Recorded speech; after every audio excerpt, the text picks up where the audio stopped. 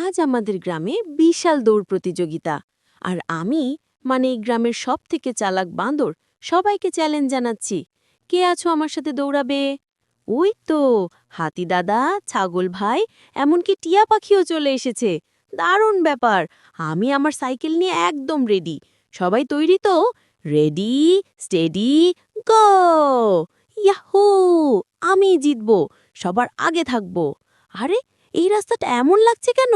আরে আরে আরে এইমাত্র পাওয়া খবর, আমাদের বাঁদর প্রতিযোগী সোজা নদীর দিকে চলে গেছে।